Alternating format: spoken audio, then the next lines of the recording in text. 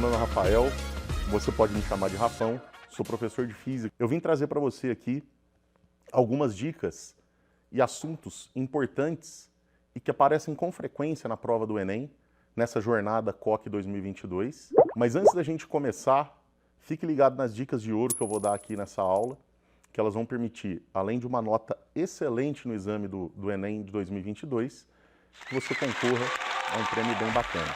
Na nossa aula de hoje, nós vamos abordar os seguintes assuntos: energia mecânica e sistema conservativo e ondulatória. A energia mecânica, ela se mostra para nós de três modalidades diferentes. A primeira é a energia cinética. E a energia cinética está relacionada ao movimento do corpo. Movimento tem tudo a ver com velocidade. Eu só tenho energia cinética se eu tiver velocidade. O cálculo dela é feito através dessa equaçãozinha que está aí na sua tela. mv² dividido por 2. Onde m é a massa do corpo que você está estudando, v é a velocidade do corpo, as unidades que você vai usar são todas que você já conhece do Sistema Internacional. Massa em quilograma, velocidade em metro por segundo e a energia cinética em joule. A segunda modalidade de energia mecânica é a energia potencial gravitacional. A energia potencial gravitacional, ela depende da altura do corpo. Mas essa altura não é o tamanho, é a posição que o corpo está em relação ao referencial que você escolhe, que você adota. Para você calcular essa bendita energia potencial gravitacional, você vai usar essa formulinha aí. A terceira modalidade de energia mecânica que nós vamos ver agora é a energia potencial elástica, que está relacionada à deformação de uma mola ou elástico. Para nós determinarmos essa deformação, é importante a gente deixar bem claro o referencial que a gente está usando. O mais importante é você pegar essa dica, que o referencial geralmente é colocado na posição onde a mola está relaxada, ou seja, que a mola não está nem comprimida e nem esticada. A deformação nós vamos representar pela letra X. E o cálculo da energia potencial elástica é feito dessa forma: K vezes x² por 2, onde o K é a constante elástica da mola. Além disso, as unidades que nós temos que usar nessa equação, todas do Sistema Internacional: o K, que é a constante elástica em Newton por metro, o X em metro e a energia potencial elástica em joule. Rafão, eu já sei as três modalidades de energia mecânica, mas como calcular a energia mecânica? A energia mecânica é dada pela soma das três modalidades de energia que eu acabei de te passar: energia cinética, potencial gravitacional e potencial elástica. Qual que é a ideia? Eu tenho que saber calcular cada energia separadamente, como se a outra não existisse, e depois, no final do processo, apenas somar os resultados de cada energia calculada. Sabendo o cálculo da energia mecânica, a gente consegue, meus jovens, trabalhar num sistema conservativo. O que vem a ser um sistema conservativo? Que são aqueles nos quais não há dissipação, não há perda de energia mecânica. Simplesmente pelo fato de não atuar nesse sistema nenhuma força dissipativa, que seria o atrito e a resistência do ar. Então, quando o atrito e resistência do ar podem ser desprezados, a minha energia mecânica se conserva. Então, a energia mecânica no início do meu estudo, durante o meu estudo e no final do meu estudo, sempre vai ter o mesmo valor. Então aí vai a primeira dica de ouro: quando cada modalidade de energia mecânica vai existir. E aí, eu separei aí para você na tela uma maneira bem simples de você associar energia cinética com velocidade, energia potencial gravitacional com altura e energia potencial elástica com deformação. Feito isso, calcula cada modalidade que existir naquele momento, iguala as situações que o exercício te dá, o início e o fim, por exemplo. É sucesso, é garantia. Meus jovens, vamos ver isso na prática? Vamos para os exercícios relacionados à energia mecânica e sistema conservativo? Vocês sabem que lá na nossa apostila tem exercícios excelentes desses conteúdos. Mas agora eu trago para vocês exercícios modelos do Enem 2022. O primeiro exercício nos fala o seguinte: numa feira de ciências, um estudante utilizará o disco de Maxwell, ioiô, para demonstrar o princípio de conservação da energia. A apresentação constituirá em duas etapas. A etapa 1, a explicação de que, à medida que o disco desce, parte da energia potencial gravitacional é transformada em energia cinética de translação e rotação. O disco terá dois movimentos: o de descida, né? Então é a translação e a rotação. Etapa 2. O cálculo da energia cinética de rotação do disco no ponto mais baixo de sua trajetória, supondo o sistema conservativo.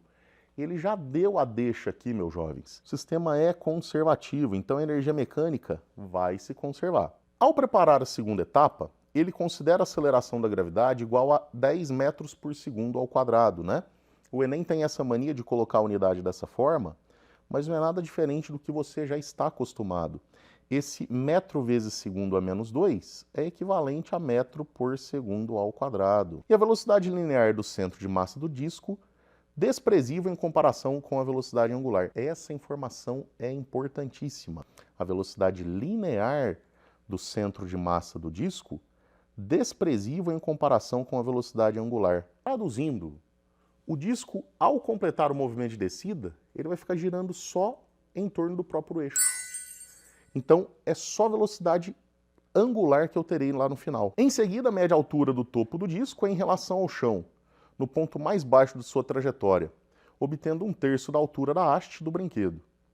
As especificações de tamanho do brinquedo, isso é, de comprimento C, largura L e altura A, assim como massa do seu disco de metal, foram encontradas pelo estudante no recorte do manual ilustrado a seguir.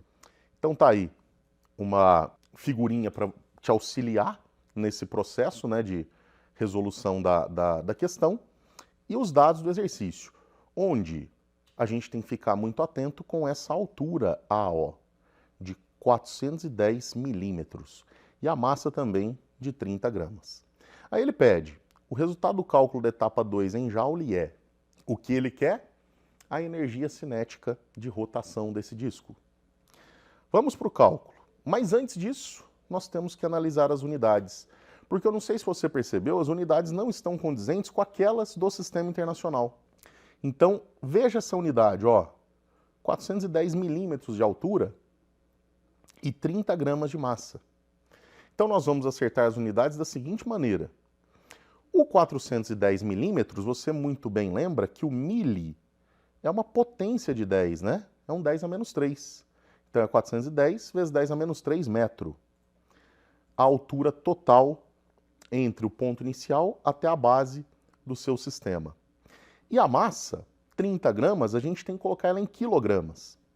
E aí, para passar de grama para quilo, é só dividir por 1000. Colocando em potência, 30 vezes 10 a menos 3 quilogramas. Unidades acertadas, vamos para a resolução. Já que o sistema é conservativo, nós temos o quê? Que a energia mecânica do início é igual à energia mecânica do fim. Como que a gente vai analisar essa questão? A energia mecânica inicial, qual daquelas 3 modalidades que eu vou ter? E a final? Para isso, basta a gente analisar o processo. No início, o disco está lá em cima, aqui, ó, no topo. Então, eu só tenho uma altura. Mas uma altura em relação a qual referencial? A essa linha final aqui que ele vai ocupar, ó. Então, a nossa altura é em relação a essa posição final do disco, que refere-se a 2/3 da altura total. E no fim, como ele só vai ficar no movimento de rotação, ele vai ter energia cinética. Então, nós vamos igualar a energia mecânica inicial como a potencial gravitacional e a energia mecânica final como a energia cinética. Substituindo a fórmula da energia potencial gravitacional, como sendo mgHI, onde o HI é a altura entre o referencial que a gente adotou e a posição inicial do disco, nós vamos ter o seguinte. A massa do disco em quilograma, 30 vezes 10 a menos 3, gravidade, 10 metros por segundo ao quadrado, e a altura inicial, 2/3 de 410 vezes 10 a menos 3 metro. Isso é igual à energia cinética.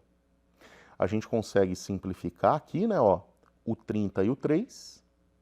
Simplificando o 30 e o 3, nós vamos obter essa seguinte resposta. 10 vezes 10 a menos 3 vezes 10, que multiplica 2 vezes 410 vezes 10 a menos 3 como a energia cinética.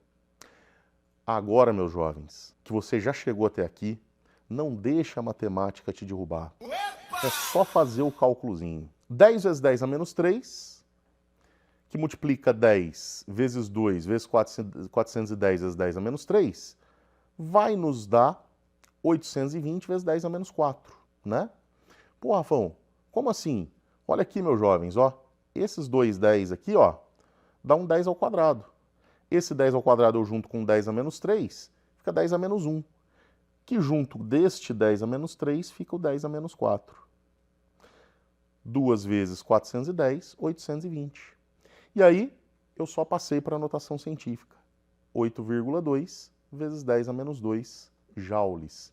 É a resposta B de bola, tá joia?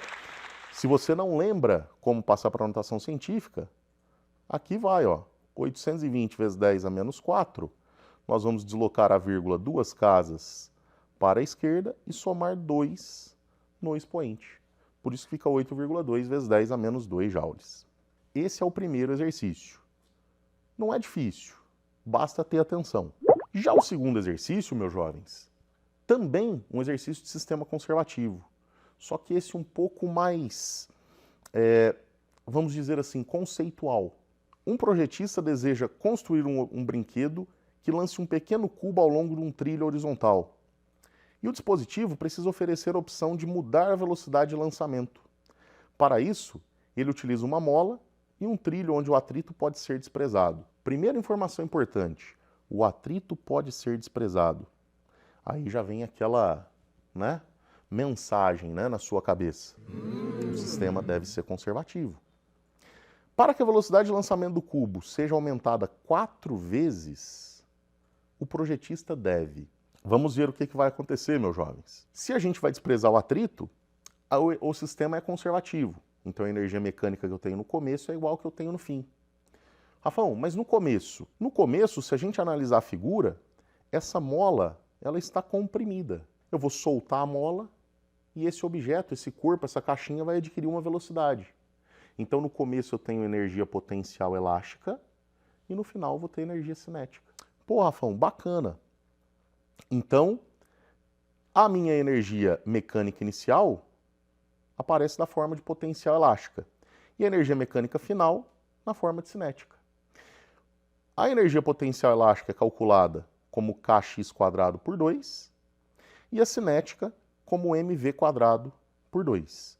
Aí eu posso simplificar o denominador aqui, ó, e aí a minha equação fica mais simples. Por quê? Como eu quero relacionar a velocidade, eu coloquei mv² igual a kx². Então v é a raiz quadrada de k vezes x² por m. Você nota, meus jovens, que o x² que está dentro da raiz, eu posso retirá-lo da raiz. E isso vai me dar esta resposta, que o v é igual a x que multiplica raiz quadrada de k por m. Pô, Rafão, agora ficou fácil. Por quê? Porque se eu quero quadruplicar a velocidade, basta eu fazer o quê? Quadruplicar a deformação. Então, como elas são diretamente proporcionais, tudo que eu fizer com uma, eu faço com a outra, sem problema agora eu nenhum. entendi. Então, para quadruplicar a velocidade, eu quadruplico a deformação da mola, desde que seja a mesma mola, constante elástica fique constante. Por isso, meus jovens, resposta letra B.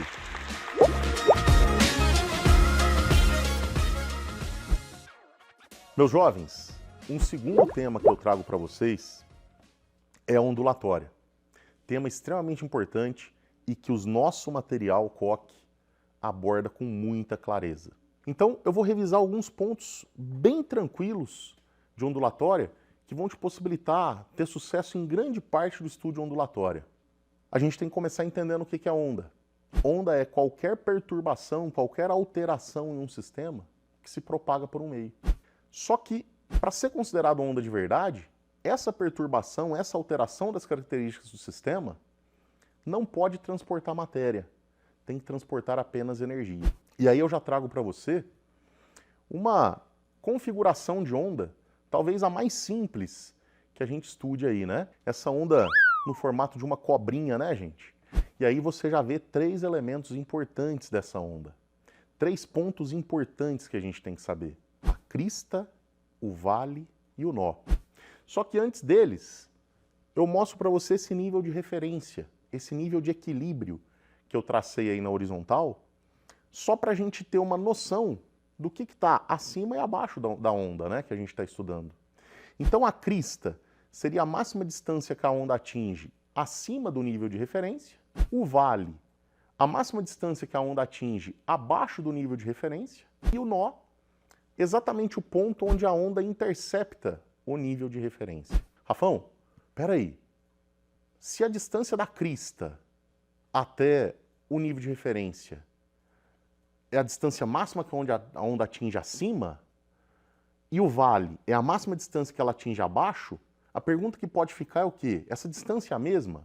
Meus jovens, ela pode não ser, mas a maioria dos casos que a gente estuda no ensino médio é de situações onde essas distâncias são iguais. E essas distâncias a gente chama de amplitude. A amplitude é a distância entre o nível de referência e a crista ou do nível de referência ao vale. Mas qual outro aspecto importante de amplitude que eu posso ter? A amplitude, ela vai ser responsável por indicar para mim a quantidade de energia que essa onda transporta. Quanto maior a amplitude da onda, mais energia essa onda transporta. Certo, meus jovens? As próximas grandezas que eu trago são período e frequência. Então, período, tempo que a onda gasta para completar uma oscilação. E a frequência? Como a onda é um movimento repetitivo, é um movimento periódico, a frequência tem a ver com o número de repetições do evento. Então seria o número de oscilações pelo tempo. Então período, tempo que eu gasto para uma oscilação, e a frequência, a quantidade de oscilações pelo tempo. Rafão, como que a gente calcula isso? Tá aí para você, gente, na tela. Frequência, número de oscilações pelo tempo, e aí a gente pode pensar, tá, se eu souber para uma oscilação, eu sei para todas, porque as demais serão repetições fiéis da primeira. Então, frequência, eu poderia colocar da seguinte maneira, ó, número de oscilações, uma, vamos pensar assim, e o tempo no denominador? Seria o período. Então, frequência é o inverso do período. Se a frequência é o inverso do período, o período vai ser o quê? O inverso da frequência. Está aí na sua tela também, ó, a formulinha de período, o inverso da frequência. A próxima grandeza é o comprimento de onda. O comprimento de onda é a distância que a onda vai deslocar enquanto ela completa uma oscilação.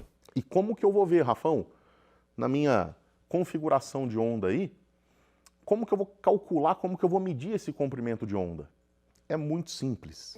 Você vai pegar a distância entre duas cristas consecutivas ou a distância entre dois vales consecutivos.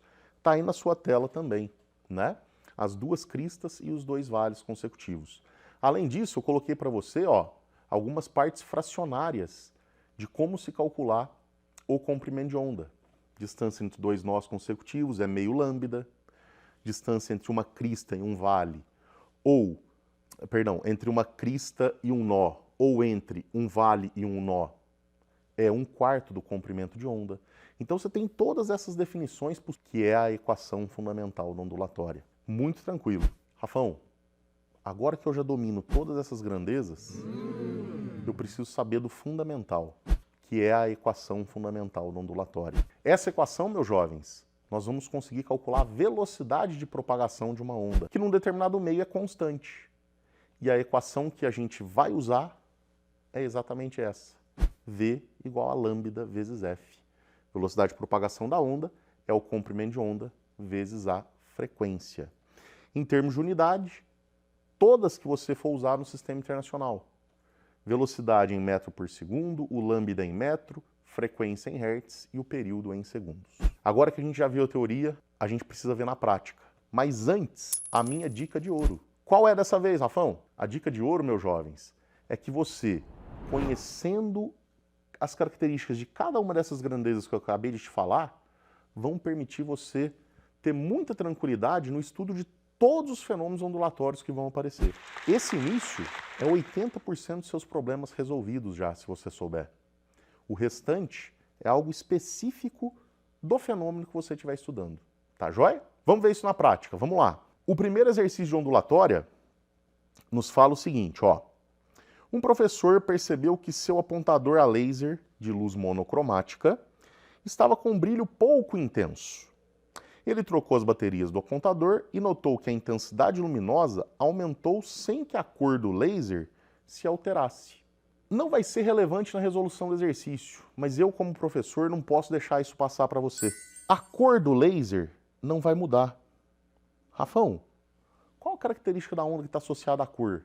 É a frequência. Cada cor, meus jovens, tem uma frequência específica. Então a frequência dessa onda não vai sofrer alteração.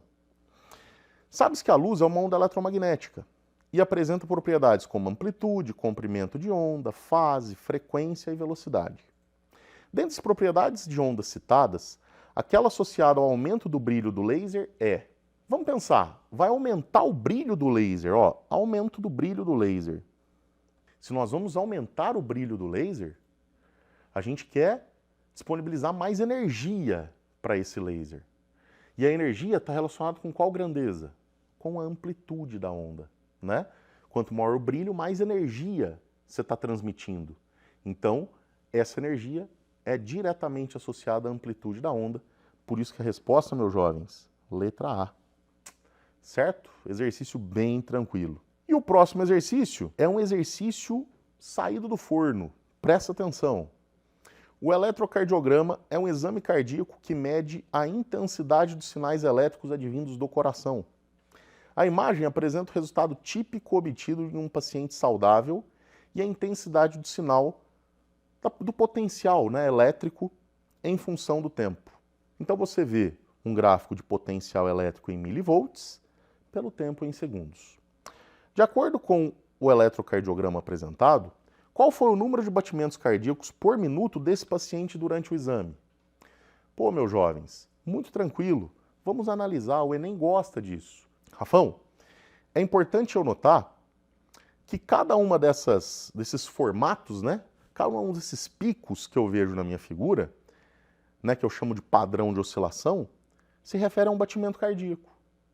Então quer dizer que entre dois desses padrões é o tempo entre uma oscilação e outra. É o tempo para completar o ciclo todo. A gente chama isso de período. Pô, Rafão, e aí na figura eu vejo que cada quadradinho equivale a 0,2 segundos. E aí nós vamos ter o quê? O tempo, o intervalo de tempo entre dois batimentos consecutivos, ó, equivalente a 5 quadradinhos. Quer dizer que se cada quadradinho é 0,2, eu vou multiplicar esse 0,2 por 5 e vou ter que o tempo entre um batimento e outro é de 1 segundo. Então o meu período, meus jovens, é de 1 segundo. A minha frequência é de 1 Hz, porque eu tenho um batimento por segundo. Pô, Rafão, então qual que é o número de batimentos que eu vou ter? Você nem precisaria de conta. Você nem precisaria fazer o cálculo. Se é um batimento por segundo, por minuto, eu vou ter 60 batimentos. Mas só para a gente deixar bem fechada essa ideia, se a frequência é o número de batimentos por tempo, eu tenho um batimento por segundo. O número que é o que eu quero, e o tempo de 1 minuto é 60 segundos. E aí é só eu multiplicar em cruz, eu acho 60 batimentos por minuto. Resposta letra B. Galera, então é isso. Assim a gente chega ao fim da nossa aula de física, de revisão para a jornada Enem 2022. Eu peço para você, se você gostou desse conteúdo, compartilhe com seus amigos, né, as nossas redes sociais, para que eles também tenham acesso a esse conteúdo.